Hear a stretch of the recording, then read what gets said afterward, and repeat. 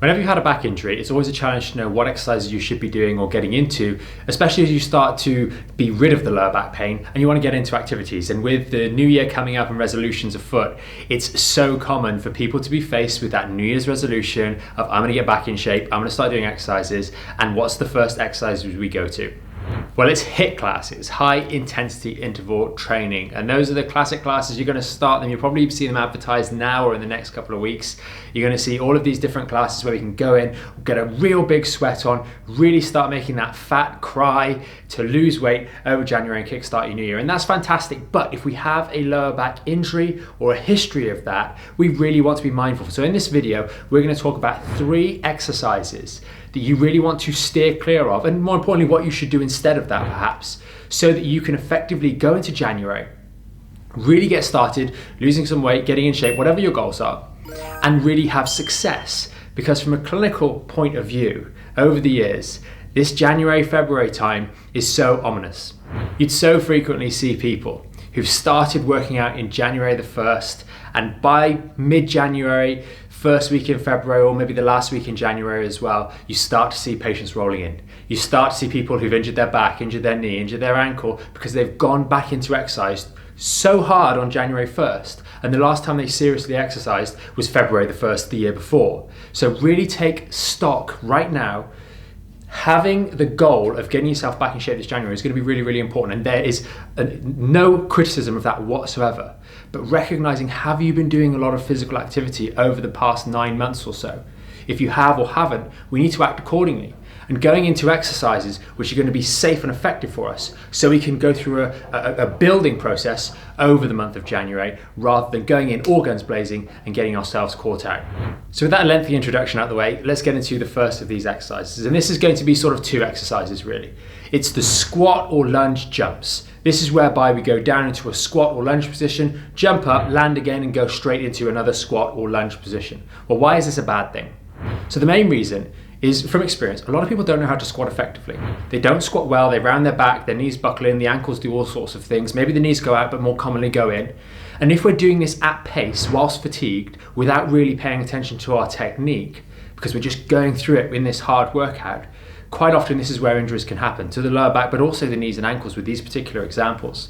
We're coming up, we're landing, we're not necessarily sticking the landing quite the same, our legs are getting tired, so it allows those errors that I've just mentioned to fall in more frequently or be more likely to happen. And that is going to, maybe you'll get away with it the first couple of times it happens, but it's going to build up and start to have a cumulative effect, and that's when knees start aching, ankles start aching, your back starts aching as well. So we want to be steering clear of these sorts of high impact exercises, the squat and lunge jumps being 2 major ones. If we just have a look at these on the spine quickly, if we take the squat as the first example, yes, sure, we're going to be load bearing evenly through both sacroiliacs as they come up through here from the hips. But what quite often happens is we're going to be flexing through that lumbar spine. As we come down and land, we're going to be flexing and tucking the bum under, really hammering these 2 lower lumbar discs. And what about the lunge? Well, the lunge, we're going to be landing on one side. The same sort of thing could happen, but also depending on our flexibility, we might be jarring and twisting rotation through this LS junction, lumbosacral junction, and also putting a lot of strain through the relevant sacroiliac joint, which may or may not be used to that kind of impact at speed, in a repetitive manner. So what can you do instead when you're doing these things? Just do a simple static lunge. Do it in an explosive manner, albeit, but don't necessarily feel the need to take off the ground. Focus on your core being engaged. Don't lose that core engagement as you start to get a little bit tired through the routine, and just leave out the impact. The additional jumping component of these exercises is marginally increasing your calorie expenditure in realistic terms. It's not going to have so much of a great impact. And for additional risk, unnecessary risk, it's just not worth it, especially if you're someone who hasn't really been doing that much. Just simply being active and doing those regular squats or regular lunges is going to be more than enough for your needs, especially when you start. Of course, if we're an experienced trainer, we've been doing exercises all through the year and we're progressing, we're used to doing all sorts of stuff with weights and we're doing these classes all the time, yes, the need for additional strategies to challenge our body in different ways can come in. But at this stage, getting back in shape would imply that we've lost a bit of shape over the former parts of the year maybe. So worrying about advanced techniques to take it to the next level. It's just not something that needs to be on your radar come January 1st. So number 2 is very similar to the squats in that it's got a squat jumping component to it, but that is burpees. And particularly we're talking about the bottom part of this repetition. Yes, we know the squat jump from the previous example is going to be problematic, but the process of going down and getting onto the floor, kicking your legs out, and then coming back up again has a whole host of challenges that your body doesn't really need. And when we say it doesn't really need those, yes, you can build those things in part, but jumping straight into exercises like this is going to tire you out, but it's also going to run risks. So you have the flexibility to effectively do that. If we've got a history of lower back pain, maybe 6 months ago, that's been recovering well, do we really want to run the risk of getting into these sorts of explosive exercises, or can we do something else that's more effective? Now, we've got the major challenge with this is going to be that rounding of the lower back, which I'll show you on the spine in a moment, as we bend down to the floor, and then that almost whiplashy type movement as we kick our legs back out, going into a bit of extension in many cases in the lower back, and then coming back up into flexion and then jumping up again. These movements are putting a lot through that lower back, and we have to ask ourselves, why are you getting back in shape, or why are you doing this routine in the first place? Is it for your general health and well-being, to improve, maybe lose some body fat, gain some muscle, etc.?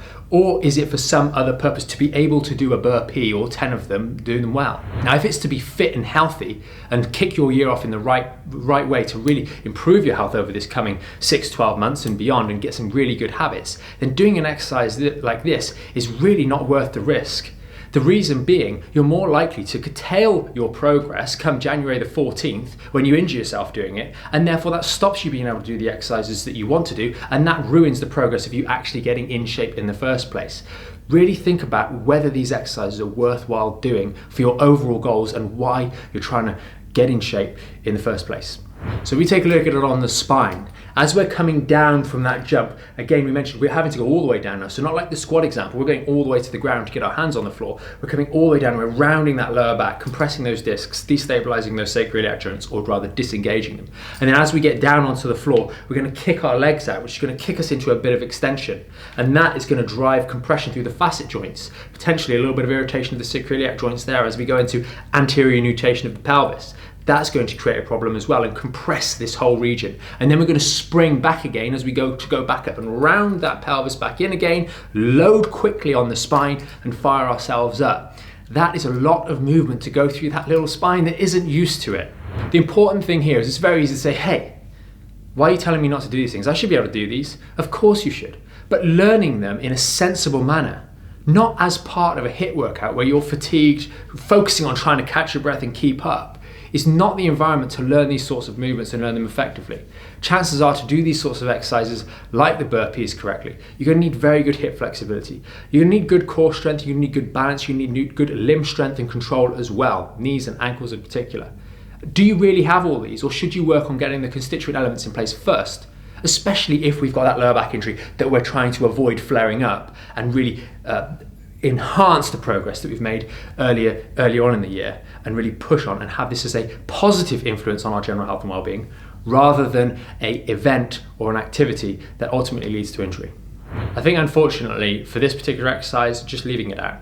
Maybe doing squats instead, but you don't need to do this sort of exercise to get yourself in shape in the new year. There again, as we mentioned in the last one, there are so many exercises that you can do, so many strategies you can do, so many routines you could do that will really help you achieve your goals come January the 1st and really start to get yourself in good shape and build on any existing strengthening improvements that you've made. We don't need to resort to some of these more risky exercises. Finally, the core plays an important role in many of these New Year routines. We want to get that six-pack coming through, we want those obliques to come in and really start to chisel those abs out and lose and burn some of the fat. Now, most of the fat burn comes not from doing ab exercises, so that's the first thing that's very, very important. That's going to be diet and energy expenditure, so we want to bear that in mind. But exercises like the Russian twists, if you have a lower back problem, these are the least helpful exercises you could possibly consider doing. You are going to be putting your lumbar spine into a degree of flexion. You're then going to be rotating rapidly from one side to the other, which is really going to wreak havoc for those discs or expose any weaknesses.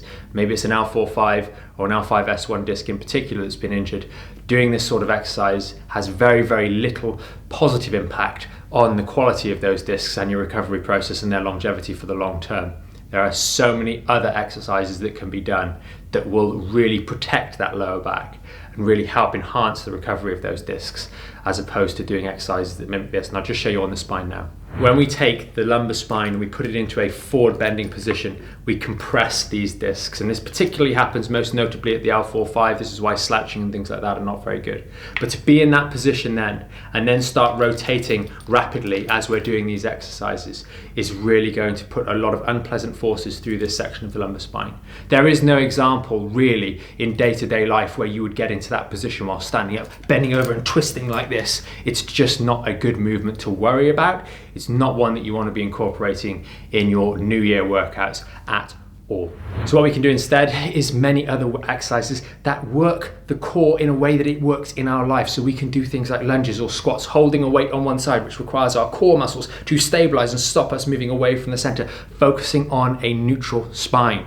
We can also do rotational exercises. So up with a neutral spine, but doing the rotation rather than flexing over. So that would be an abdominal rotation, maybe with a band or with a cable system in the gym, doing the ab rotations, but with that neutral spine, because that's how we walk. When we're walking, we have little rotations going through our body. When we're running, we have rotations going through our body. When we're moving around the house, we're having rotations going through our body. And if we work on strengthening the core with a neutral spine and start to bend with our hips more and move our hips around more, we're going to find that we can really build a strong body.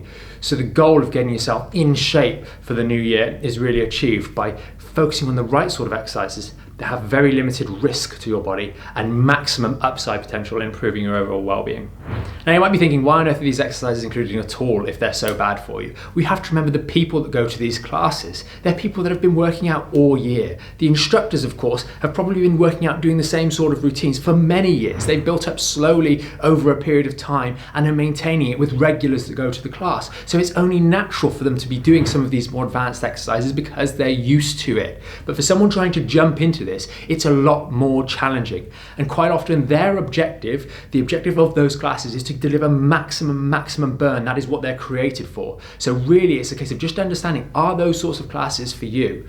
Or should we be doing a different sort of class, a different sort of exercise? And know that if you really do like the environment, you do like the music blaring, you do like the adrenaline pumping when you're doing those workouts, having a little chat with your instructor or coach just before you start the class to say, hey, I'm not able to do some of these, or do you know what, are there any of these exercises in the class? Are you all right if I just miss those out or do a slight modification of those so it doesn't put as much strain on my back? That way you can get the best of both worlds and really work around that. Remember, those guys aren't bad, they're just working for their audience, and it's about us understanding what is appropriate for us. Ultimately, they want to provide a great service for their clients that are coming and working in those classes for many months of the year, if not consistently, for many years at a time. So they're working towards that objective. Just know yourself. That's the biggest thing. Know how strong you are, how much your body is equipped to deal with these sorts of workouts. And if you do that and match your workouts to your level of competence, and maybe just a little bit above, you'll find you have a lot more success. It means that the success you have in January can continue on into February uninterrupted by injuries or setbacks, and you can really start to build a momentum. And once you can build on that momentum, your body will thank you, and you will thank your body for becoming in a much stronger position, able to do things without pain. Hopefully you have found this video helpful, and hopefully it steers you clear of a couple of areas. If you know someone who's been talking about doing these sorts of HIIT classes at the start of the year and they've got a little bit of back trouble, do consider sharing this video with them, because it might just steer them clear of a few of those little errors. Hopefully you found it helpful. If you did, consider giving us a thumbs up, consider subscribing to the channel so you stay up to date whenever we release a new video, and we will see you in the next one.